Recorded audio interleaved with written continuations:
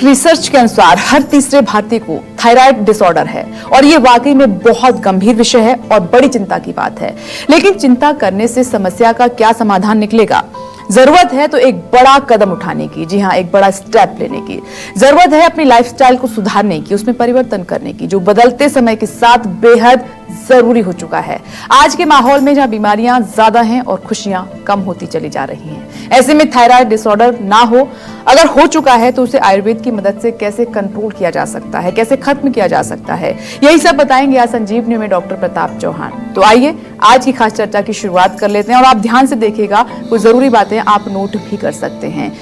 Research पढ़कर doctor साहब मैं बहुत ज्यादा हैरान थी, क्योंकि थायराइड के जो केसेस लगातार अब बढ़ते जा रहे हैं। हर तीसरे व्यक्ति में ये प्रॉब्लम है, खासकर महिलाओं में अगर ये प्रॉब्लम है तो ये बहुत ज्यादा बड़ी प्रॉब्लम है।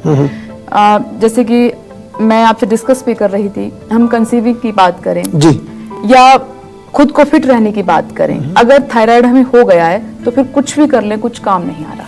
देखिए, सबसे पहले तो वास्तव में बहुत चिंता का विषय है, आपने जैसे कहा, और हम लोग भी देख रहे हैं, बहुत सारे पेशेंट हमारे पास आते हैं। और सबसे इंटरेस्टिंग चीज़ ये है कि एक बार थायराइड आपको डिटेक्ट हो गया है तो आपको ये बताया जाता है कि अब ज़िंदगी भर आपको गोली खानी है, कोई दूसरा रास्ता नहीं है। लेकिन उसके गोली के लेने से भी क्या है कि बेशक आपके जो है वो नॉर्मल, आपके टेस्ट में नॉर्मल आता है, लेकिन शरीर में तो बहुत सारे लक्षण दिखते हैं ना उसके। तो इसलिए हम आयुर्वेद में कहते हैं कि सबसे पहले उसको समझने की कोशिश करो। थायराइड पहले तो होता क्या है, कितने लोगों को शायद मालूम भी नहीं होगा कि थायराइड क्या चीज़ है। ये एक बटरफ्लाई जो तितली होती है ना, उसके शेप का एक छोटा सी ग्रंथि ग्लैंड होता है जो हमारे यहाँ जो ये गले के अंदर यहाँ स्थापित होता है। और इसका मेन फंक्शन क्या है, ये कुछ हार्मोन्स बनाता है, थायराइड हार्मोन्स, जिसमें मेन हार्मोन जो है वो थायरोक्सिन है। और इस हार्मोन का क्या काम है कि शरीर में हमारे जो मेटाबॉलिज्म हो रहा है, जो भी हम खाना खा रहे हैं वो पच रहा है, तो उस पर इसका असर होता है। ये मेटाबॉलिज्म में एक तरह से ये उसको इन्फ्लुएंस करता है। तो अगर हमारा जो थायराइड ग्लैंड वो अंडर एक्टिव है, यानी कि वो काम कम कर रहा है, तो क्या होगा, तो उसको हाइपोथायरॉयडिज्म बोलते हैं। और ओवर एक्टिव हो जाए, ओवर को क्या बोलते हैं, हाइपर थायरॉयडिज्म बोलते हैं। तो ये दोनों चीज़ें समझनी है। जब अंडर एक्टिव होगा तो डेफिनेटली हमारा जो मेटाबॉलिज्म स्लो हो जाएगा, शरीर में वेट बढ़ जाएगा, आपको सुस्ती बनी रहेगी, थकान बनी रहेगी, शरीर में जान नहीं रहेगी, आपका जो है धीरे धीरे सारे सिस्टम भी वो कमज़ोर होने लगते हैं। या फिर हाइपर जब होगा तो उसमें वेट लॉस हो जाता है, या कई बार आपको घबराहट होने लगती है, पैल्पिटेशन, हार्ट बीट आपकी तेज़ हो जाती है, नर्वसनेस हो जाती है, एंग्जाइटी होती है, कई प्रकार के जो है आपके शरीर में जो है फास्ट चीज़ें चलने लगती हैं, मेटाबॉलिज्म भी थोड़ा फास्ट हो जाता है, ओवर एक्टिव हो जाता है थायराइड। तो वहाँ पर फिर कम आपको शरीर में देखने को मिलेगा कि वेट आपका जो है वो कम होने लगता है। तो ये दोनों कंडीशंस को ही आपको समझना है और उसके अनुसार उसका जो इलाज करना है। आज थोड़ा सा आपको डाइट और लाइफस्टाइल के बारे में बताएंगे, लेकिन मुख्य रूप से इसका जो मूल कारण यदि समझें तो जहाँ तक हमने जीवा में रिसर्च की है, बेशक ये एक फिजिकल लेवल पर हमारा जो है ये हार्मोन है जो फिजिकल लेवल पर काम करता है, लेकिन हमने ये देखा है कि माइंड और इमोशंस के साथ इसका बहुत बड़ा एक रिलेशन है। बहुत सारे लोगों में मैंने देखा है जहाँ बहुत ज़्यादा मानसिक तनाव, इमोशनल स्ट्रेस, खास तौर से महिलाओं में, वहाँ पर ये देखते हैं कि थायराइड, क्योंकि हमारा जो जितना भी एंडोक्राइन सिस्टम है, हार्मोन्स का जो सिस्टम है, उसका कंट्रोल कहाँ है, ब्रेन के अंदर है। और ब्रेन यदि हमारा जो है ठीक से फंक्शन नहीं कर रहा है, और ब्रेन हमारे मन का कार्यक्षेत्र भी है, तो मन यदि हमारा जो है वो स्वस्थ नहीं है तो इन चीज़ों पर उसका असर पड़ता है। ये हम आयुर्वेद की दृष्टि से आपको थोड़ा समझाने की कोशिश कर रहे हैं। डॉक्टर प्रताप चौहान, मैं अब डाइट की बात करना चाहूंगी कि हम अपनी डाइट का कैसे ख्याल रखें अगर हमें हाइपोथायराइड है, इसमें क्या खाएं, क्या ना खाएं, कैसे बचें? देखिए, हाइपो में मैंने बताया था कि अंडर एक्टिव हो जाता है थायराइड आपका। तो अंडर एक्टिव होगा यानी कि फिर आपका जो पाचन स्लो हो जाएगा, मेटाबॉलिज्म स्लो हो जाएगा।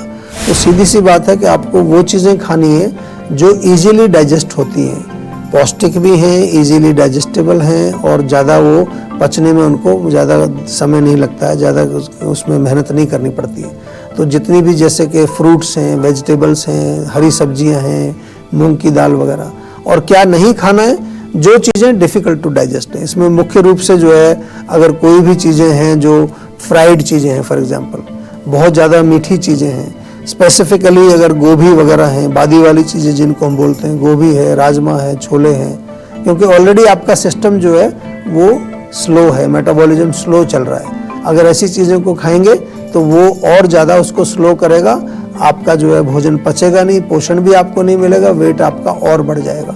और मुख्य रूप से नॉनवेज का जो है ध्यान रखना है, वो नहीं सेवन करना है। कोई भी चीज़ जो डिफ़िकल्ट टू डाइजेस्ट है, और इसमें जैसे ब्रेड है, पास्ता है, पिज़्ज़ा है, जंक फूड है, फास्ट फूड है, ये अगर आपको हाइपोथायरॉयडिज्म है तो इसको मत खाइए, क्योंकि ये आपके जो है सिम्टम्स को और ज़्यादा बढ़ाएगा। सिंपल सा रीज़न है, कारण जब आपको बता दिया है, आपका मेटाबॉलिज्म, आपका पाचन, आपका सिस्टम जो है कमज़ोर है ऑलरेडी ड्यू टू थायराइड का हार्मोन के कारण, तो फिर क्यों आप उसको ओवर बर्डन करेंगे।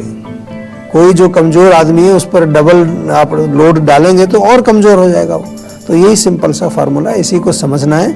और ये चीज़ जब आपको समझ आ जाएगी तो आपको अपने आप ही समझ आ जाएगा कि क्या खाना। डॉक्टर प्रताप चौहान, हमने हाइपोथायराइड की बात की, अब मैं हाइपरथायराइड की आपसे बात करना चाहूंगी। इसमें खाने का कैसे ख्याल रखें, क्या खाएं, क्या ना खाएं, और कौन सी बातें हैं जो हम ध्यान में रख सकते हैं? देखिए, यहाँ पर जैसे कहा कि हाइपर यानी कि आपका जो थायराइड है वो ओवर एक्टिव है, यानी कि जो कुछ आप खा रहे हैं वो पचा रहा है जल्दी जल्दी। तो यहाँ पर आप अच्छा थोड़ा गरिष्ठ भोजन खा सकते हैं, जैसे शकरकंदी खा सकते हैं, आलू खा सकते हैं, चपाती खा सकते हैं, दलिया खा सकते हैं। गरिष्ठ से मतलब यहाँ अनहेल्दी फूड नहीं है मेरा, जो भी चीज़ें हैं मिल्क प्रोडक्ट्स आप ले सकते हैं। लेकिन जो अवॉइड करने वाली चीज़ें अगेन आपको ध्यान रखना है, जैसे कि ग्लूटेन नहीं खाना है, रिफाइंड जो मैदा वगैरह होता है, रिफाइंड जो चीज़ें होती हैं, या फिर इसके अलावा जो है आपका जो चिप्स वगैरह होते हैं, या फिर जो वैसी चीज़ें हैं जिसको हम फास्ट फूड, जंक फूड का नाम देते हैं, उनका सेवन आपको नहीं करना है। चाय, कॉफ़ी, अल्कोहल वगैरह का सेवन नहीं करना है। तो ये चीज़ें हैं, अगेन आपको वो भोजन खाना है जो हेल्दी है एंड थोड़ा गरिष्ठ भी है, खा सकते हैं, कोई दिक्कत नहीं है उसमें, क्योंकि यहाँ पर आपका मेटाबॉलिज्म एक्टिव है, ओवर एक्टिव है बल्कि। लेकिन बात यहीं समाप्त नहीं होती, ये तो हमने जो है आपको बताया कि क्या खाना है, क्या नहीं खाना है, जिसके कारण जो है आप अपने सिम्टम्स को कंट्रोल रख सकते हैं। लेकिन रोग को ठीक करने के लिए क्या करेंगे? रोग को ठीक करने के लिए आपको जो है आयुर्वेद की शरण में आना पड़ेगा, क्योंकि गोली तो आप 10 साल से खा रहे हैं ऑलरेडी, कुछ लोग 15 साल से खा रहे हैं, कुछ लोग 20 साल से खा रहे हैं, और उसकी भी डोज बढ़ती जा रही है। 25 से शुरू की थी, फिर 50 होगी, फिर 75 होगी, अब 100 पे, अब तो कई लोग 150 तक भी पहुंच गए।